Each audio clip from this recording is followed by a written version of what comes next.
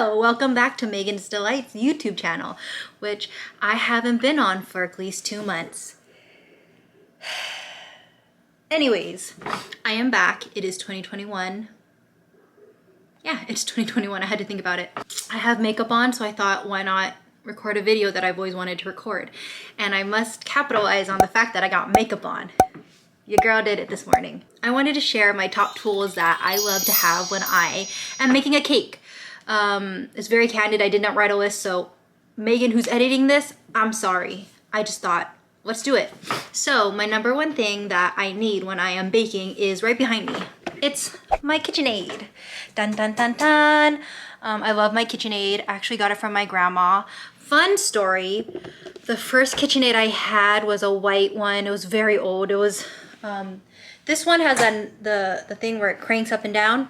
My first one was the neck goes up and down, but my grandma gave me that because it was her KitchenAid from when she was baking cakes in Vietnam and selling them out of her house. Shout out to you, grandma, for pioneering women businesses, you know, following in your footsteps, keeping it going. So it's very special for me that my grandma gave me my KitchenAid, and I'm not big on sentimental stuff, but my KitchenAids are very sentimental to me, so I love them. Next, my turntable. So I got this turntable on Amazon. Well, my husband got it for me. Before I was using a Wilton brand one from Michael's, but this one, you could just get really smooth edges. So underneath, there's all these clamp thingies or like ledge edges, and you stick your finger under it. Let me see if I can get a good angle. You stick your finger under it. Imagine this is a scraper, and you just rotate it very smoothly. The best. Also, it didn't come with this. You also need this for your cake decorating. You can buy these at Walmart, Target. Highly recommend these so your cakes don't slip and slide around. My top tools: spatulas. Offset spatulas, love. I'm not a huge fan of the straight ones. I've heard somewhere on like some TV shows or some online classes that offset spatulas are for rounded objects or weird objects, weird shaped objects. But I just use offset spatulas for straight cakes, so love them. Scrapers, cake scrapers. Get those good sides. These are very, very important when I'm making a cake. I can't ice a cake without these. Scraping the sides, oh yeah. Scraper, scraper, scraper, scraper. Other spatula. Don't know why these are both called spatula. Offset spatula, spatula, straight spatula. Who came up with this? Don't know, but I use these a lot for icings, mixing and things, you know. Need them. Need them. Thumbnail. Cake leveler. Cake leveler. Cake leveler. What a weird word, leveler. Anyway, so I highly recommend getting a cake leveler because when you bake a cake, it's usually round on the top. You want to cut them straight so you have a flat top. So when you stack them, your cake's not all slanty. You can get this at Michael's. On YouTube channels, there's like bakers who just cut their cakes with a big knife. I can never get it straight. I don't know. Some people are good at it, some people are not. Get a cake leveler. Leveler. If you are an extreme baker like me who bakes a lot, I have 2 bowls. You can get on Amazon. I just got another paddle too, so now I have 2 of these paddles and 2 of these bowls because when you bake, you do a lot of dishes. How annoying, right? When I bake, I do a lot of dishes, and it is extremely annoying to like make icing and then have to do something else and then have to wash this and so buy extra ones, Amazon. Okay, some other items that I use, and I feel like this is pretty much a given when baking, are cake pans. I have so many cake pans. These are my newest ones. They're 4 inches. Look how cute they are. Personal size cakes. Because of COVID, people don't really need big cakes, so sizing down is always great. You still get your cake. I also recommend a sifter. I think I've talked about this before in my buttercream episode. That you should really sift everything before you make your buttercream. So big sifters, the way to go. This one I cannot bake without. When assembling my cakes, I always need cake rounds. You can buy these at Michael's. I get them at the restaurant supply store because they come in 100 in one box, which is very cost effective instead of going to Michael's for like 10. I think I would say I get 100 pieces in a box and it's maybe $20.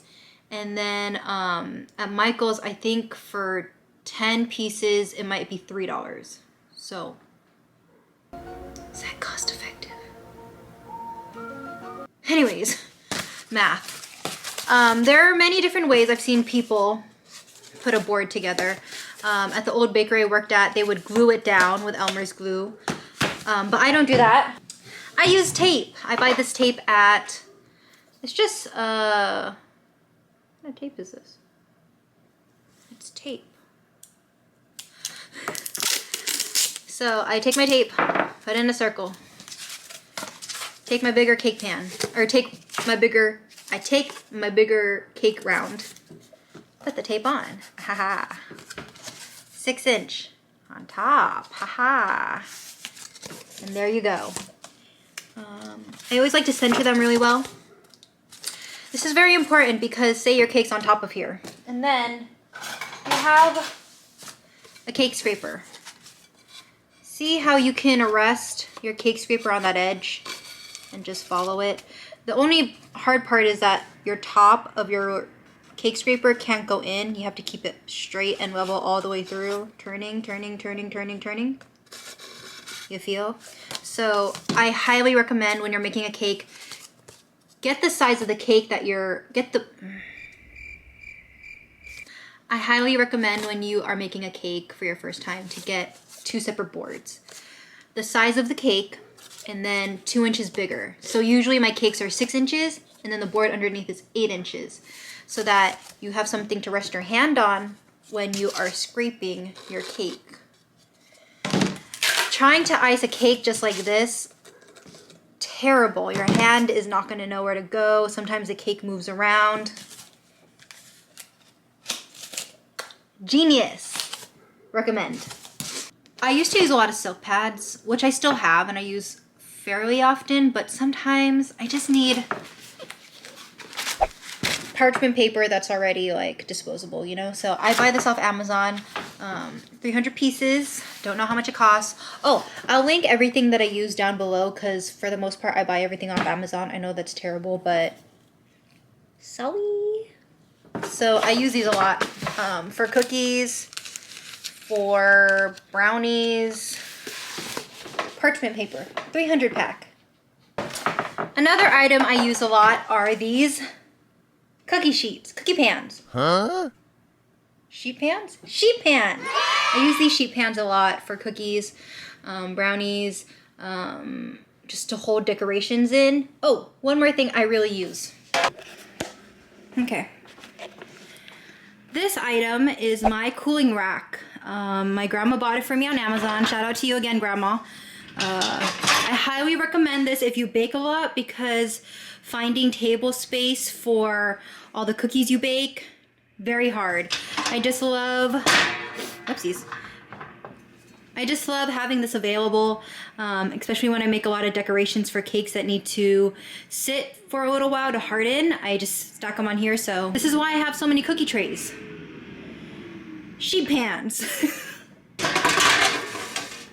Ta-da! You can have so many. Beautiful.